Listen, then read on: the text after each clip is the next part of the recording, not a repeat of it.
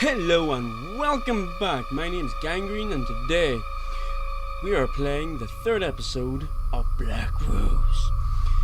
Apparently at the moment this game has already scared the balls off me and made me swear more times than I've ever sworn in any of my games I've ever played before. And just to recap on what's just happened, we have literally just seen a guy go by us right now. Originally it was Myrtle we had to take on, now we have to take on this broad. That was a bang. That was a bang. That was a louder bang than normal. I don't like that. Okay.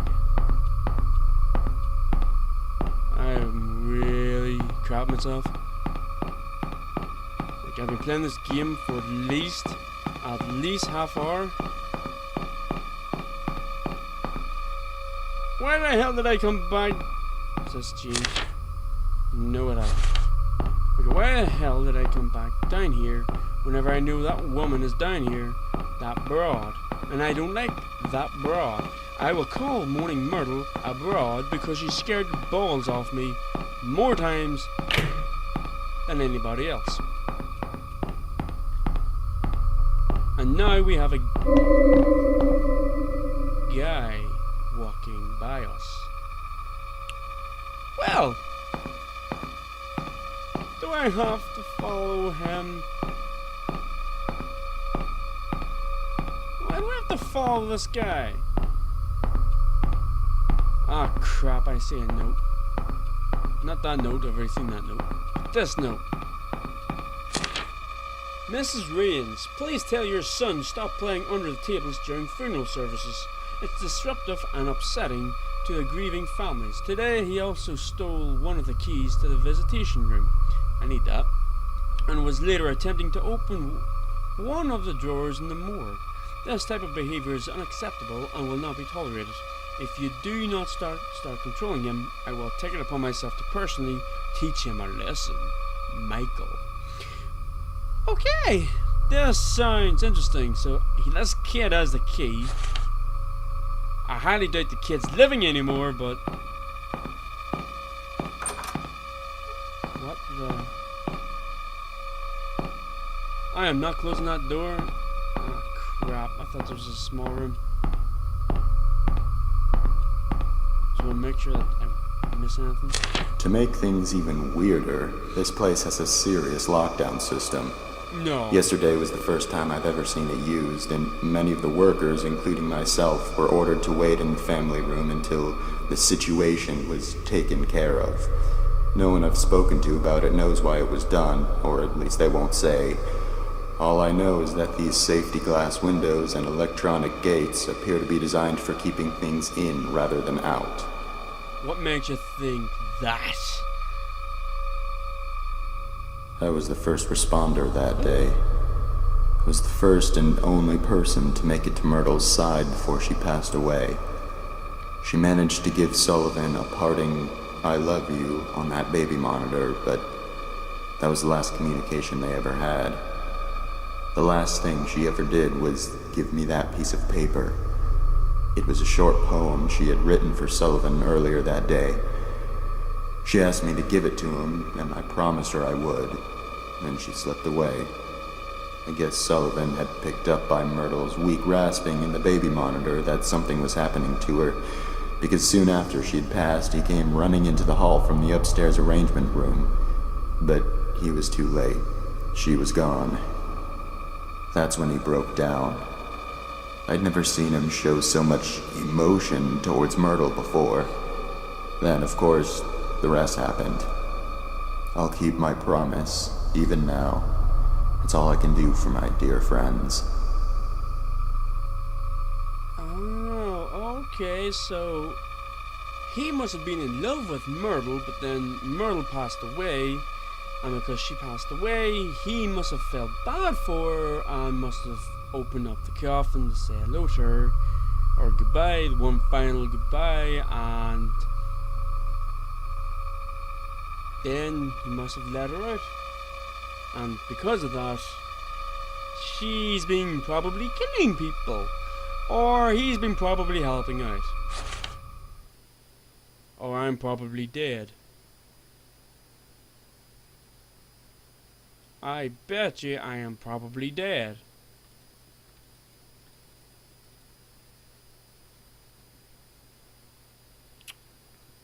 I think I know what's gonna happen, guys. I'm gonna open up this door. Something's gonna jump out at me.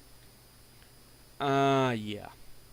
But what I don't understand is, like, it said in that sheet of paper out there that a kid locked something in here. Probably means I have to grab a key or something to unlock it. And that the key itself is actually with him. Pardon me, that was rude of me. I should not burp. Was that there? I don't like how everything went silent. There are... did my thing screw up? I hope my thing didn't screw up. God damn it. Why is there no sound? God damn it. Alright guys, just give me 1 second. Back again. Well, I don't think there's anything wrong with my actual settings, so it must be just in-game. That or else I'm just being a colossal douche. Anyway, there are a lot of strange things I've seen around this place. For instance, the fireplace that isn't even a real fireplace. It's some kind of ladder shaft. But there's a tough metal grate fastened over it that appears to be controlled electronically. Most likely by the lockdown system. I'm assuming the shaft leads down to the basement. But it must have been sealed off because it's not accessible from anywhere down there. Another thing I've started wondering about is a metal handle that's been sitting on Michael's desk for about a month now. I asked about it once out of curiosity, but he avoided giving me a direct answer. He told me it broke off something. I had already assumed this, seeing as it is covered in dirt and rusted around the edges where it had clearly been attached to something for a very long time. Perhaps the biggest mystery I've encountered here is the place Myrtle always went for privacy. So Myrtle must have actually worked here on top of all this. Okay. Well. Right. Okay. Oh god, so I have to do something with the fireplace. She was often depressed, so she was always going down into the downstairs hall on her way to wherever it was she sent to be alone. However, she seemed gone from that hallway is down into the basement. I went down there one day to ask her something, and I couldn't find her. I'm wondering if there's a secret room somewhere down there. After all, I did learn from Michael that this building is from the late 1600s, long before it was ever a funeral home. Buildings as old as this one sometimes have quite a few secrets in their areas. Okay. Just wonder why is there no sound? And I can't pause the game. Like, what the hell?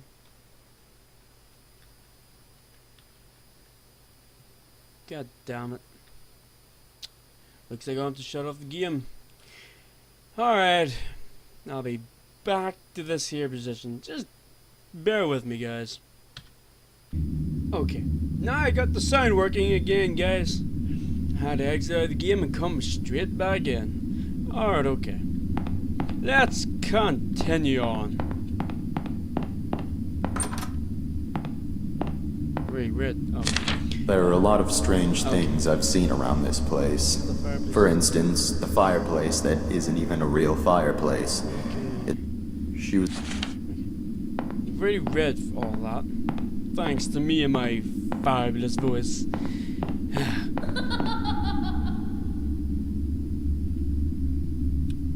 I think I found the child. They still haven't buried them. Sullivan has been lying in his coffin now for 2 days, and Myrtle for 3. Because Conrad refused to touch Myrtle's coffin after her funeral, it had to be put aside so Sullivan could have his. Conrad still simply doesn't want to have anything to do with the burial of either of them, even if all he's doing is preparing a future grave without actually touching the coffins. I'm starting to wonder if he had some type of unpleasant encounter with Myrtle and Sullivan's coffins, or He heard some absurd rumor about their corpses. What's sad is that Myrtle and Sullivan don't have relatives who care enough about their burials to actually do something about this. Michael was embarrassed to have to tell all the relatives and friends that the actual burials couldn't be held yet. Even so, none of them objected. Maybe they just didn't see a point in doing so, considering the person they would be doing it for is already gone. I don't know. As far as feeling nervous around coffins, I do get a strange vibe now in the visitation room. The atmosphere in there is starting to feel different. The air feels heavier, a little bit oppressive even. It seems to be more noticeable today than it was yesterday. I'm not quite sure if I believe in ghosts or not, but it seems to fit what I've heard before about locations having uncomfortable negative energy due to evil or extremely upset spirits. Maybe it's just normal stuffy air. There aren't any windows in there, and it is the middle of summer. Well, okay. So basically you're saying, besides the little bug that the game had earlier on, I'm screwed. Yes, I bet you I am screwed. So I have to go to the visitation room. Oh, joys! That's the family room, Gavin. Yay! Oh well, these guys now know my official name. But oh well! No harm in knowing that. Can we go back? And I just must open the door? I don't know. Oh, I still need the other key. I never got the other key. No, I didn't get the other key. I bet you the key was inside that drawer, but me being me, okay, I should have learned from my lesson not just to open up random doors. Last time I started opening up random doors, things did not go well. Nope. Okay, I ran all this way from that. Okay, that thing, that chest down there is still closed over. Does this mean that I have to go down? Okay, that's still warped. Ah, crap baskets. Back down here again. It turns out that Devin got into the morgue by stealing Sullivan's key card from the office. Mrs. Raines had been in there and forgot to lock it when she left. Nobody knows exactly how the kid figured out the passcode, but considering what a flake his mother is, that's probably just something else she inadvertently compromised. They're burying Sullivan with a few of his belongings from the funeral home. I guess because he had worked here for so long and was so loyal to his job. Michael revealed that one of those belongings is Sullivan's key card. Of course, they would need to deactivate it from the system to avoid any breaches and the chance that it was stolen, but then again, Mrs. Raines would be the one who would do that. I discovered earlier today that Devin had stolen the system lock override key as well and hidden it somewhere in the building. This has got to be the most troublesome, ill-behaved kid I have ever encountered.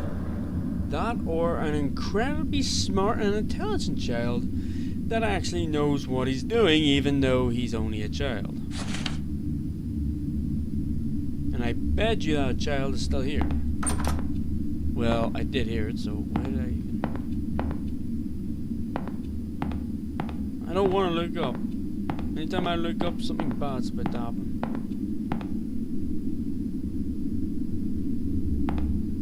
So, Myrtle and Sullivan must have both worked here, and they're just trying to give them a nice proper burial, but then something like old age or something like that must have came in. What's this way again? I know sometimes I'm backtracking, but sometimes, not all the times, sometimes it's good to backtrack. See, I bet you they are like under, like, basically we have to go travel the entire way back down under. I hate this door. I hate everything beneath it. The last time it caused a great big bang, unless it hit off my head, and I thought there was something going down the stairs with me, and then I realized there must be a bit of dirt or dust flying past my screen.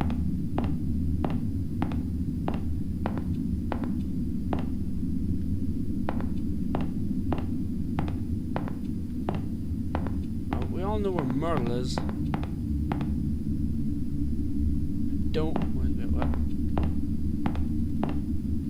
I don't necessarily like being beside Myrtle's coffin at all.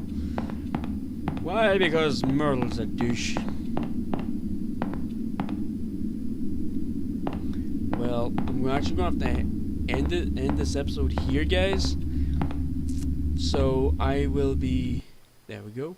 Finally learned how to do that. So I'm going to carry this on in the next episode, guys. So if you guys want to find out if I live or if I die, make sure to subscribe. And good luck. And I'll see you all later. Goodbye.